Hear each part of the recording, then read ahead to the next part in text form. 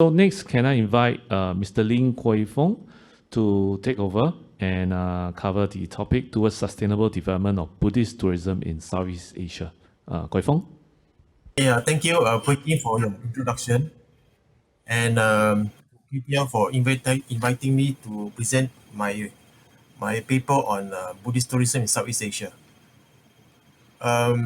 Basically, this presentation is kind of like a summary of the UNWTO report, which I co-authored with Dato Sri Victor V. The paper has been published by UNWTO and can be obtained from their website. So the next slide, please. Basically, the paper talks about the development of Buddhist sites in Southeast Asia. You know, uh, we have about 190 to 205 million Buddhists in Southeast Asia, which is basically the second largest religion in the region after Islam. And this region takes out about 35 to 30% of the global Buddhist population in the world. Okay, and Buddhism is actually the majority religion in 5 out of the 10 ASEAN countries. So significantly, the community is large here, and because Buddhism has existed in the region for so many centuries, it has become a part of life of many of the communities here. Next slide, please. So this is basically the breakdown of the type of the number of Buddhists that you can find in ASEAN. The majority countries are Thailand and Laos, Myanmar, and Cambodia, which constitute mostly of the Theravada school of Buddhism. Whereas Vietnam consists of 50%. The other countries which have significant Buddhist minorities, such as Singapore, Malaysia, and Indonesia, the Buddhists there do not practice a specific type of Buddhist school, but they have a healthy mixture of sectarian practices. Okay, next slide, please. Over here, you will be able to see the different type of schools that is prevalent in different parts of Southeast Asia. So you notice that Myanmar, Thailand, Cambodia, and Laos are mostly of the Theravada schools. Vietnam is of the Mahayana schools, whereas Malaysia and Singapore kind of mix, okay, between the Theravada, Mahayana, and some bit of the Tibetan school, Vajrayana. Next slide, please. So, because of the rich heritage of Buddhism that most Buddhist Southeast Asian countries have, the people in these regions, especially those in the Mekong Valley, all right, Thailand, Cambodia, Laos, Myanmar, basically they have developed and established very rich Buddhist tangibles such as temples, complexes for over many centuries, right? So outside of South Asia, Southeast Asia now houses one of the world's most spectacular tangibles of Buddhist architecture and heritage. Uh, Basically, you cannot find anywhere that's richer, that has a richer Buddhist tangible outside of India that you can find here. For example, Cambodia is the only one country in Asia that has the most historical sites of more than 1,000 temples, all of which are more than 1,000 years old. In Thailand, you have Ayutthaya, Sukhothai, temples in other major cities. Indonesia, the famed Borobudur. Cambodia, of course, the Angkor Wat complex. In Laos, the Luang Prabang. And Myanmar, Bagan, Shwedagon. So, this has become very important tourist attractions for these countries. Very major tourist attractions, and the majority of the heritage tours organized to these countries reflects, around these tangibles. Next slide, please. So here is a summary of the pictorial depiction of all the main sites from these countries. Okay, next slide, please. Apart from the tangibles, we have these magnificent intangibles that follows up. How local communities have ingrained the religion into their life. So their celebrations of festivals, rites and rituals, right? Their local traditions are very, very kind of like geared around the Buddhist faith. So when we go to travel to these countries such as in Thailand and Myanmar, you will the locals are very easily they readily share their rituals and rites with any foreign visitors. Many of us what call this are familiar with Loy Krathong of Thailand, right? And if you wake up very early morning in Luang Prabang, you will find that you immerse yourself in the practice of Pindapat, which is basically giving alms to monks very early in the morning. And unfortunately, Luang Prabang has turned it into a very, very commercialized enterprise, which has diluted the religious meaning of the activity.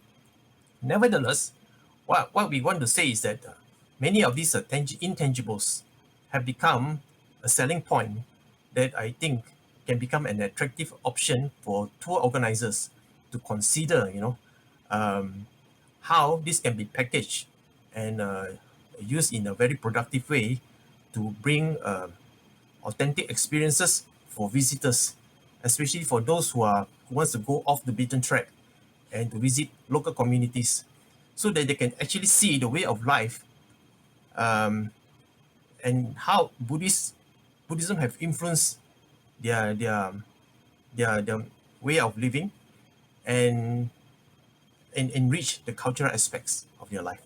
Okay, next. So when you have tangibles and you have all these intangibles, of course, people will want to go around, right?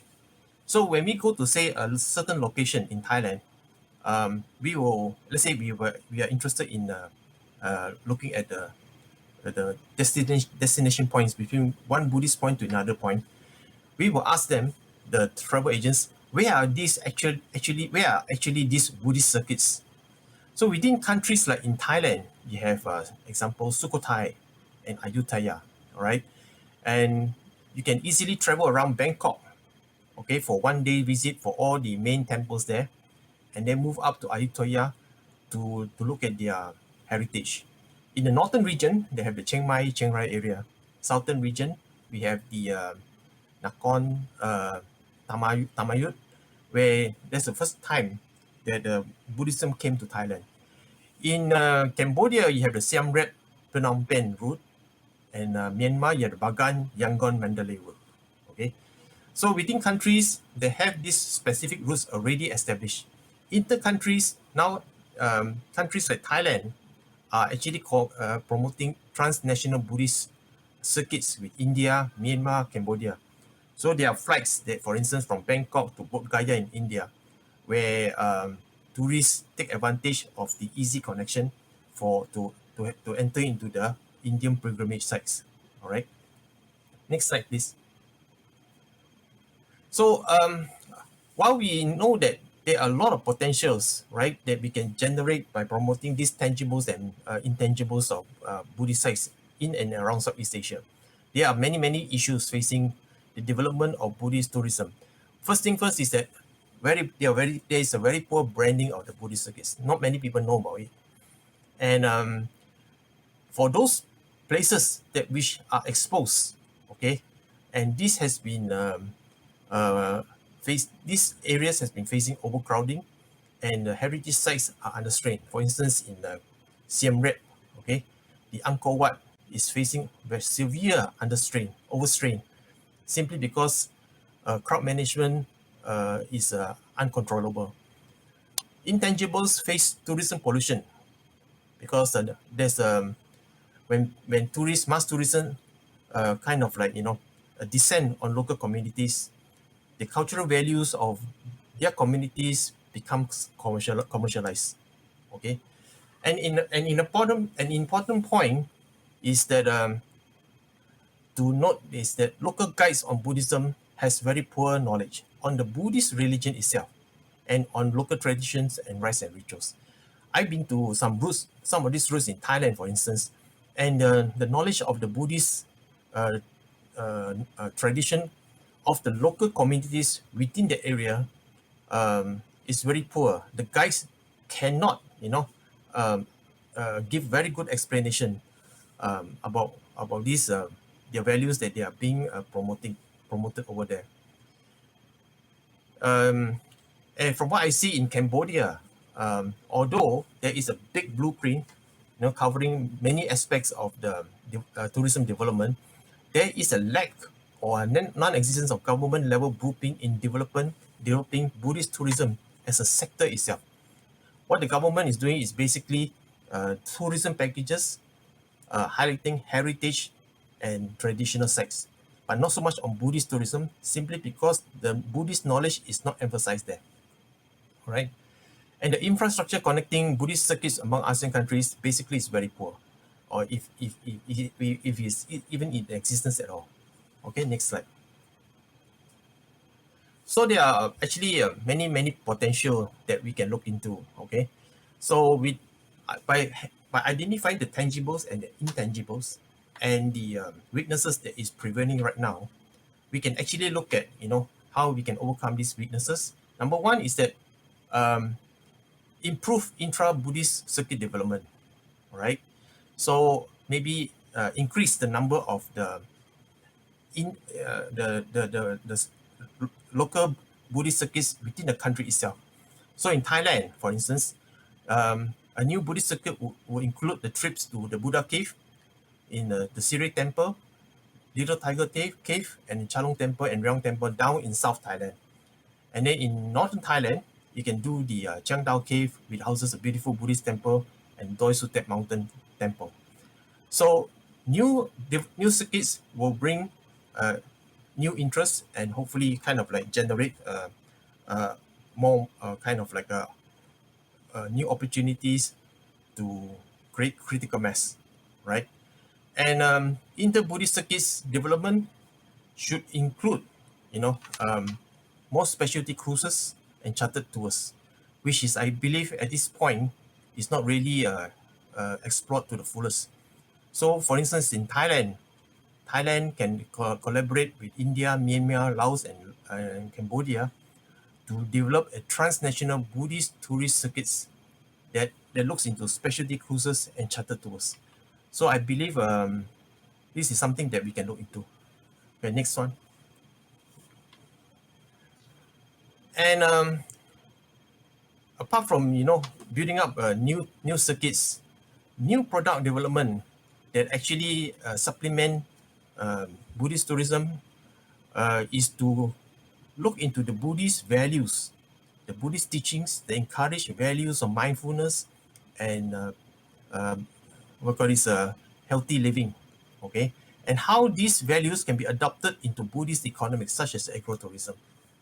So I believe Thailand with the sustainable economy, I believe, initiated by the late King Bhumibol, these Buddhist values can be incorporated into these new economic sectors, and then it will encourage, a new form of mindful living that create new products that actually encourages a more healthy way of life.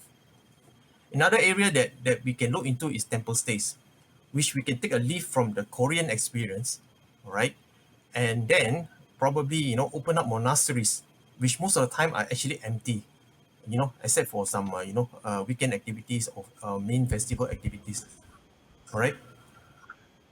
And the last part is the explore the cultural ethnic diversity within this context. Now you'll be surprised that Malaysia and Singapore, when people come to Malaysia and Singapore, they are surprised that they can actually visit a Theravada temple. The next stop is the Mahayana temples, and the next stop is the Vajrayana temple. So you can actually see different aspects of a Buddhist tradition in a short distance. Okay, so this sort of cultural diversity is actually very useful for tourists to explore um, multicultural settings. Okay, Okay. so this all these new products can be explored in a more organized way and actually help to promote the idea of Buddhist tourism taking root. Okay, the last slide. I think. So that's the end of my presentation. Thank you for your kind attention. Any questions, we discuss later. Okay, Okay. thank you. Thank you, Kooi Fong. I know you did a wonderful paper for the United Nations World Tourism Organizations on Buddhist travel. And I really encourage those who are interested, you can actually go online and look for a report. I just want to have one comment. I think the photographs you chose are too good. We are all trapped in our own countries. We want to go. I can't go now. Okay. Thank you very much.